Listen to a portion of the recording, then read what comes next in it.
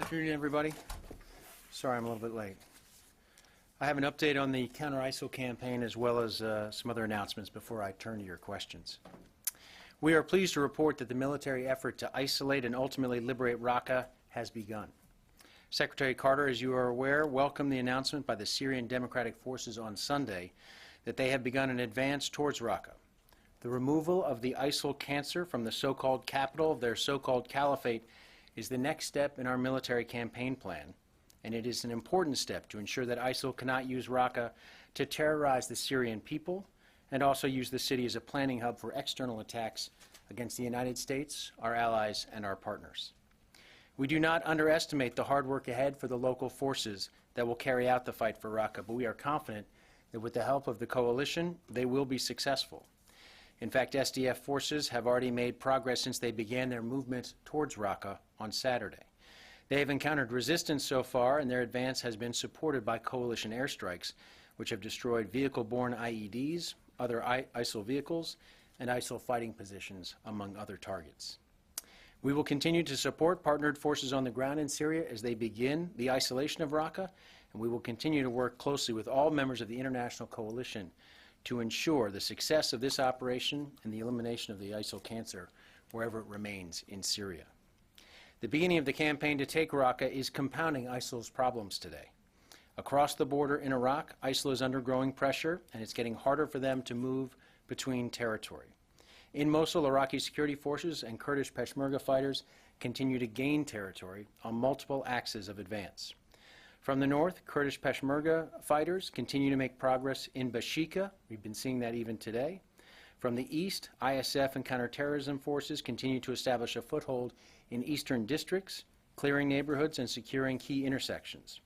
Meanwhile, in the south, the ISF continue to clear the east bank of the Tigris, moving up from Qayyara, and they are working to complete the clearance of Hammam al-Alil, a key village along that route towards Mosul, in fact, the last major village on the way to Mosul. The coalition continues to support our Iraqi partners with airstrikes targeting ISIL staging areas, headquarters and mortar positions, among other targets, and we continue to deploy key capabilities in support, again, of the Iraqi forces. For example, since the operation to retake Mosul began, I can confirm that Apaches have been used with significant effect. In consultation between our commanders and the Iraqis, we anticipate that this nimble and precise capability will continue to enable Iraqi progress in what we expect will be tough fighting to come. This is, of course, not the first time we've used the Apaches in Iraq. And finally, we were reminded once again on Friday that our support for partners and allies does not come without cost. I want to convey condolences from Secretary Carter and all of us here at the Pentagon to the loved ones and teammates of the 3 soldiers killed in Jordan. The families of Staff Sergeant Matthew Llewellyn, Staff Sergeant Kevin McEnroe, Staff Sergeant James Moriarty are in our thoughts today. The United States is coordinating closely with the government of Jordan to investigate this event, and we will provide additional information on that investigation as it becomes available. With that, I'd be happy to take your questions. Bob. Yeah, a couple questions for you on the isolation of Raqqa that you spoke about. You referenced U.S. airstrikes. Will this require a significant increase in the number of U.S. airstrikes supporting the ground forces that are moving toward Raqqa? And will this, if so, would that require some additional deployment of aircraft to carry that out while you're also operating around Mosul? And the related question would be, you also made mention of the partnered forces on the ground. Will U.S. ground forces in any form be used in the isolation phase of this campaign? Let me start with your first question, Bob. As you know, the international coalition has been carrying out a very substantial air campaign for months now in both Iraq and Syria, and we anticipate that that will continue. We anticipate that there will be significant air support provided both to the campaign in Mosul and to the campaign to isolate and ultimately liberate Raqqa.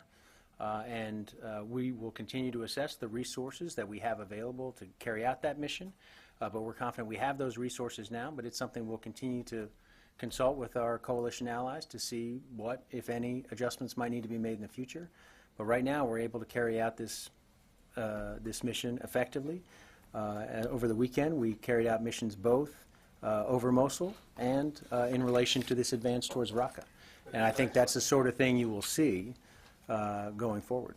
Is it an actual increase in U.S. airstrikes and some significant number now and in the days ahead in the Raqqa area? Bob, I'd have to look historically as to whether or not we actually saw more specific airstrikes, for example, yesterday than we did in previous days.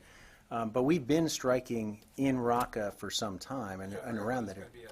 It's a significant, noticeable increase in airstrikes. That'll be determined by the conditions on the ground, Bob, and by the assessment of our commanders and our air crews in terms of what targets they see. It'll be a question of targets, as it always is in this instance. Some of it will be based on, again, developments on the ground, the intelligence we collect in terms of the number of targets that might be available. And right now we're confident we have the resources we need to carry out both. But I'm not going to predict exactly what the number of strikes will be going forward as this progresses. Certainly we've provided support as we did in the last 24 hours in Mosul. We will continue to do that in close consultation with the Iraqis. And in both Syria and Iraq, we will continue to be judicious and apply the same rigor to our targeting that we have been doing in order to limit any risk of civilian casualties. And that remains a key consideration for the coalition moving forward. Use of ground forces, U.S. ground forces, aside from the advising operation? Bob, our forces, as you know, and we don't discuss in detail what our forces are doing in Syria, but they are continuing to provide the advise and assist mission. And at this point, that has not changed. So no additional ground role other than the one we've heard about? We will continue to provide an advise and assist mission. So, yes, Idris. Peter, if my math is correct, and I think it is, the authority to carry out airstrikes against Islamic State in Sirte ran out on October 31st. Have those been renewed or reauthorized? I'm not going to talk about authorities and private conversations that we have within the U.S. government, but we are continue to support the government of national accord, continue to support the aligned forces of the government of national accord, and we are prepared to continue that support, including airstrikes for the GNA. So why was there a pause between October 31st and now? I mean, was it that the GNA didn't ask, or you didn't have the authority? We continue to do everything at the request of the government of national accord. As you know, the sheer physical space that ISIL occupies in Sirte has been dramatically reduced. It is basically a neighborhood, and in some cases, city block in Sirte, and we continue to work closely with the GNA as to the most appropriate support we can provide to them, of course taking into account the risks, again, of civilian casualties in that instance, the urban environment that's there, and if additional airstrikes are needed, we will be prepared to deliver those airstrikes. I mean, when it initially started, the line was that this would be for a few weeks. Mm-hmm. And if it is going as well as you say it is going, why do you need more airstrikes? If it's a few blocks... We may not. This is going to be something we're going to continue to work with the government of national accord.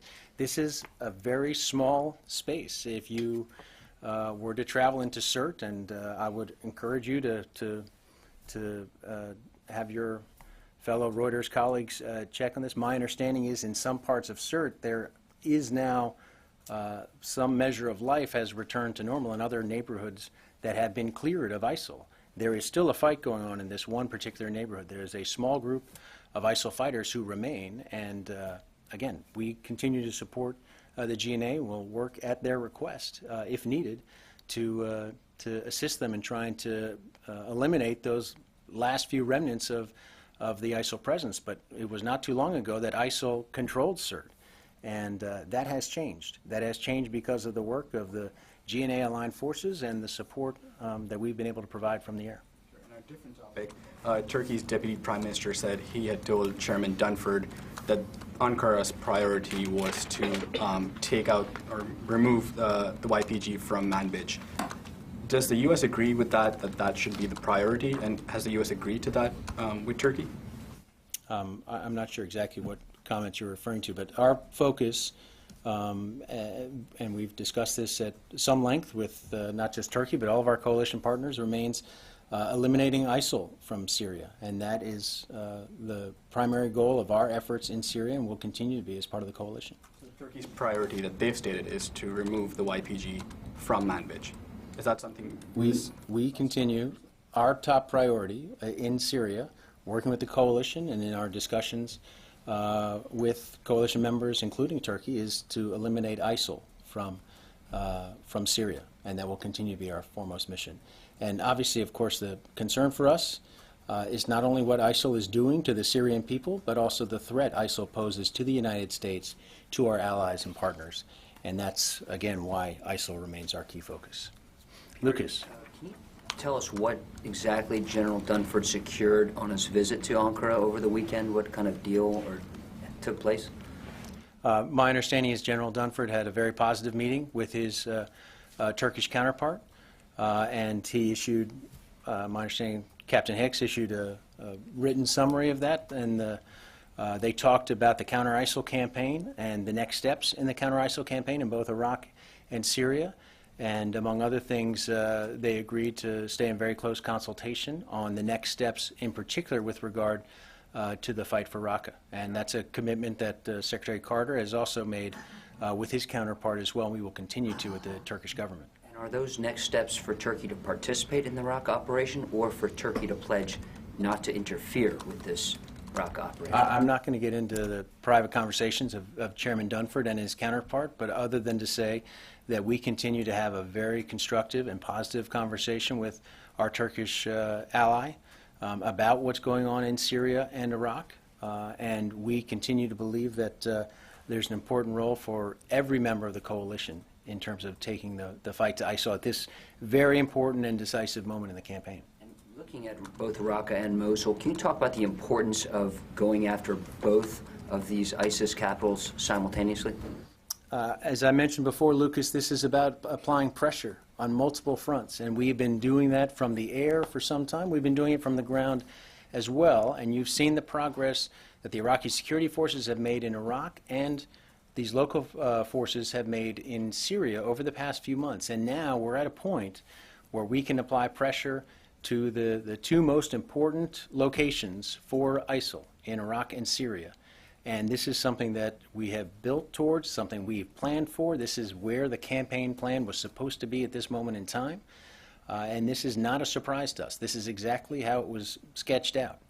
And to their credit, the Iraqi security forces, again, the local partner forces on the ground in Syria, have made substantial progress. And we are in a position now where we can apply pressure to ISIL in both Mosul and Raqqa. And it's going to be much harder for them to carry out their operations, to communicate, to coordinate, to move between territory. And we believe that's why this is so important, to keep that pressure on and to have the entire coalition focused on doing that at this particular moment in time. Yes, Tara. Thanks, Peter. First on Mosul, as Iraq CTS forces move in on Mosul, are the U.S. advisors that were with those, accompanying those units, are they still with them, and are they going into Mosul with them?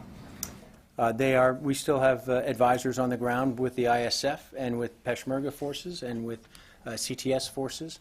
They remain, again, behind the forward line of troops, and they will continue that mission. But if that forward line is now inside Mosul or close to it, does that mean that U.S. forces are also at that proximity to Mosul or inside the city limits? My understanding is that we do not have forces inside the city limits at this particular moment in time, but as you know, this will be a conversation that the commanders on the ground, General Townsend and his other commanders, will have with the Iraqis as to what the appropriate support to provide going forward. This will be in consultation with the Iraqis, and again, this is something that will be worked out on the ground between General Townsend and his Iraqi counterparts as part of their operations going forward. And then one on Raqqa. Are there any concerns in the building that there might not be the logistical support capability if both offensives go into like a full conventional phase at the same time? Well, I think first of all, obviously logistics is something that the United States military is very good at, something we plan for as we've Secretary Carter and Chairman Dunford and the commanders, General Votel and others, have prepared for this moment. This is questions about maintaining support, maintaining logistical lines has been a key factor in our considerations going forward. It's one of the reasons you saw some of the FML changes with regard to Iraq, for example, to make sure that we could continue to support the Iraqis through the course of the operations in Mosul. Same kind of considerations have been made for Syria. And so these are things that we've factored in. There'll be continual assessments. But I would point out that what's happening in Syria is different than what's happening in Iraq because we do not have formal government forces. We do not have a conventional military operating in Syria. So the kinds of logistics certainly are different than what we're seeing in Iraq. You will not see a mirror image. But we will continue to provide in particular the training and advice to those local partnered forces.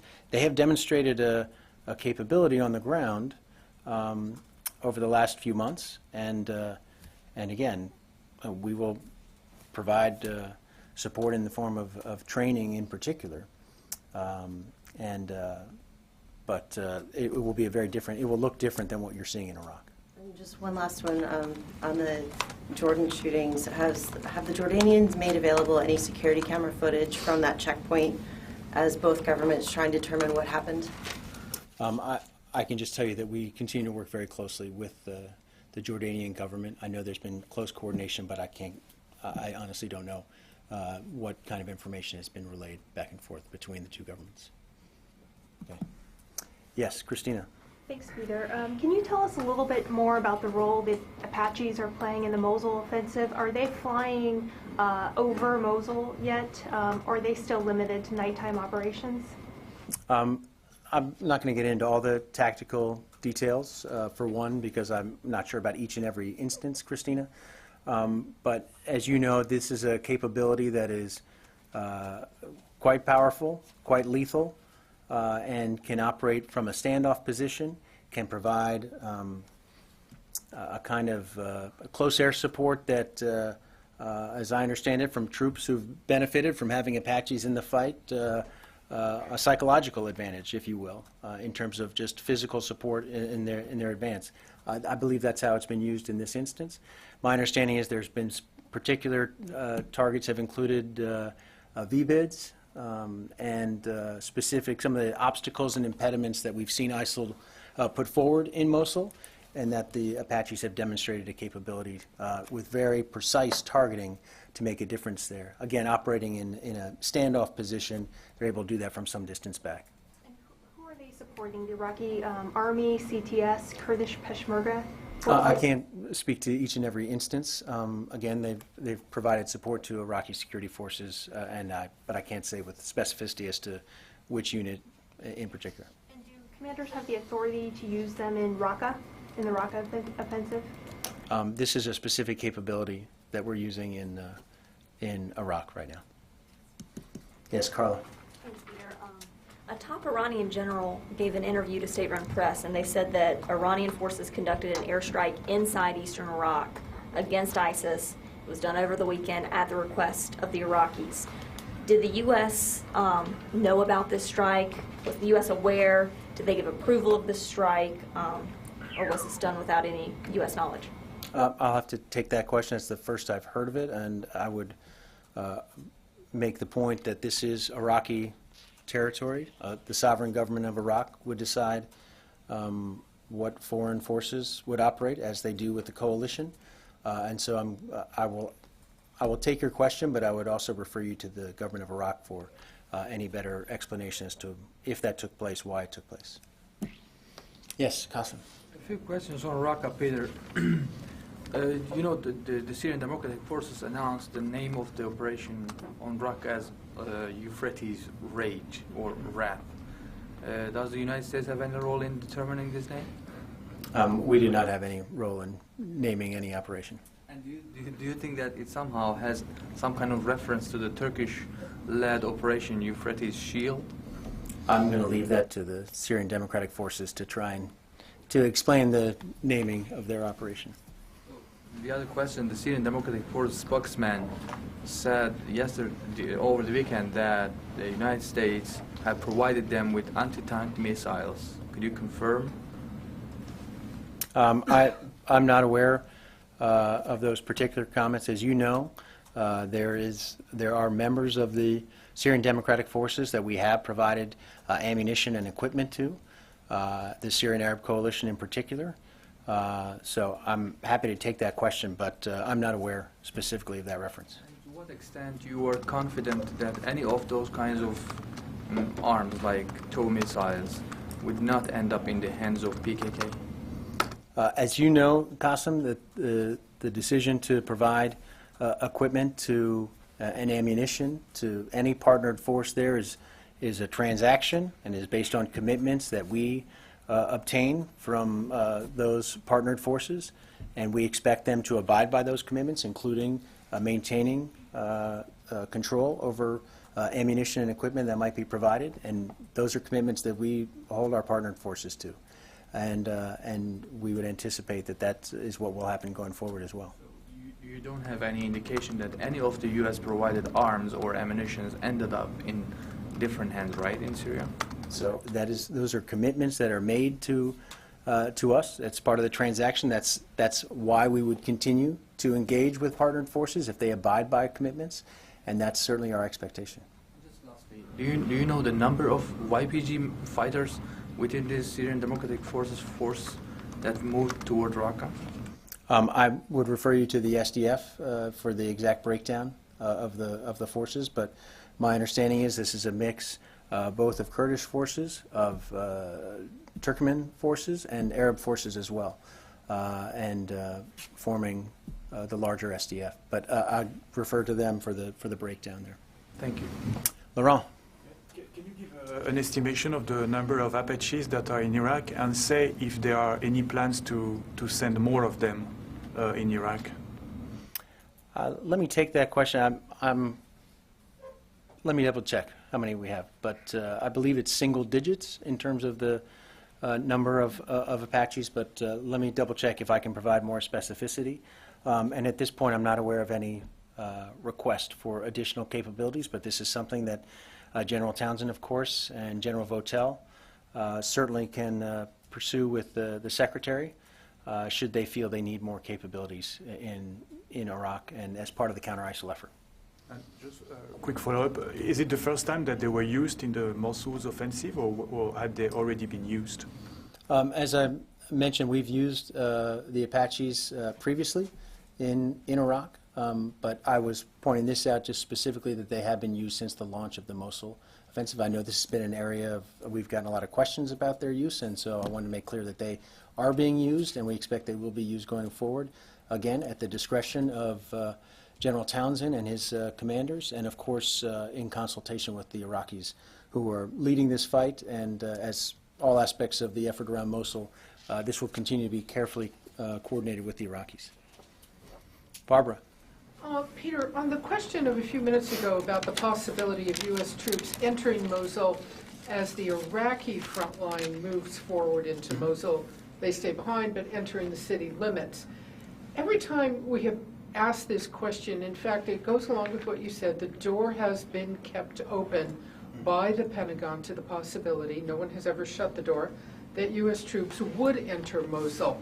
So it seems to be that would be a very, by any measure, a significant development. You mentioned that a decision to do that, keeping the door open, and a decision to enter Mosul would be made by General Townsend and would be made on the ground.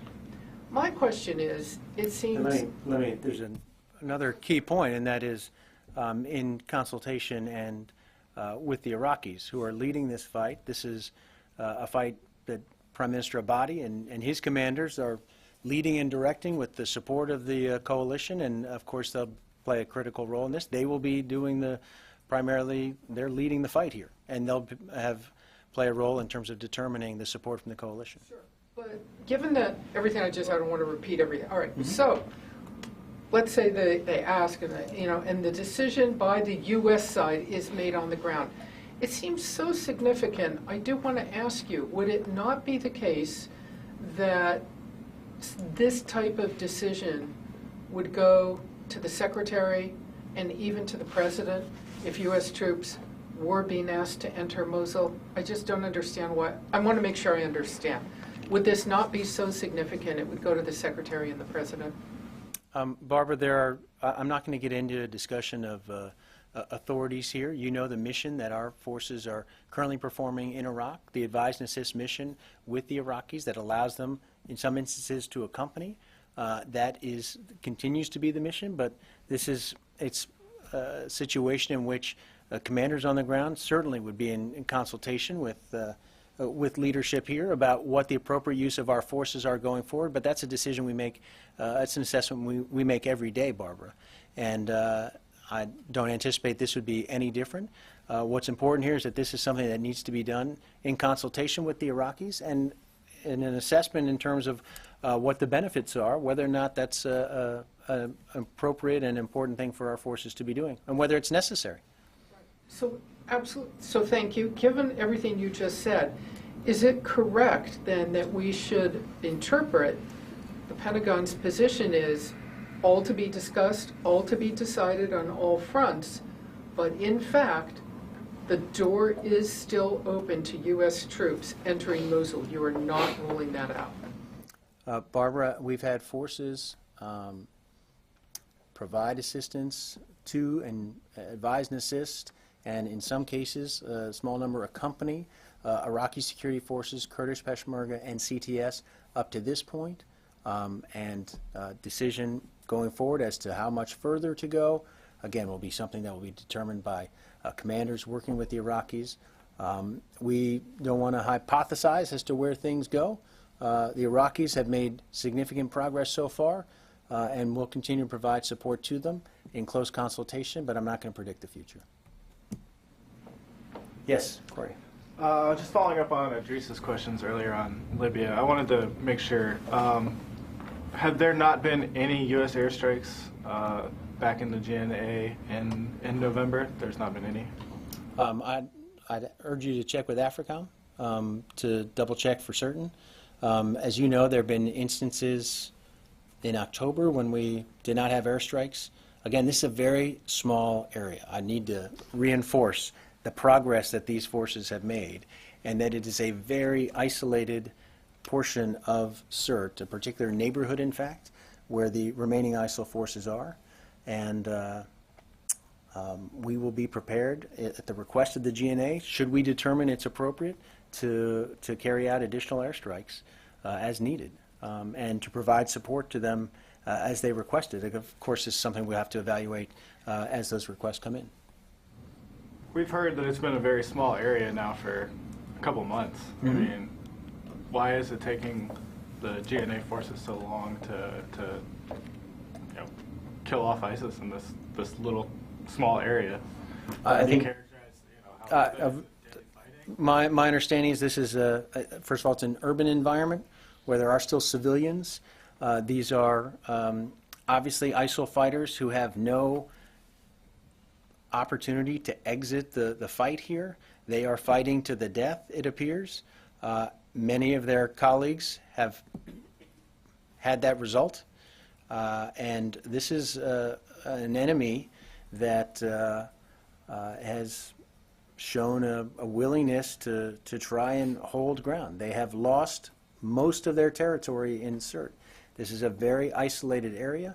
Again, an urban environment where I think, to their credit, the GNA-aligned forces are worried about civilian casualties as well, the risk of human shields. And I would defer to those forces to describe their plan of attack going forward. But we're on standby to provide the assistance that we can from the air as needed and as appropriate. And the remainder of Libya, what kind of threat does ISIL pose throughout the rest of that country at this point? The assessment we had is that the CERT was the primary location for ISIL forces in Libya.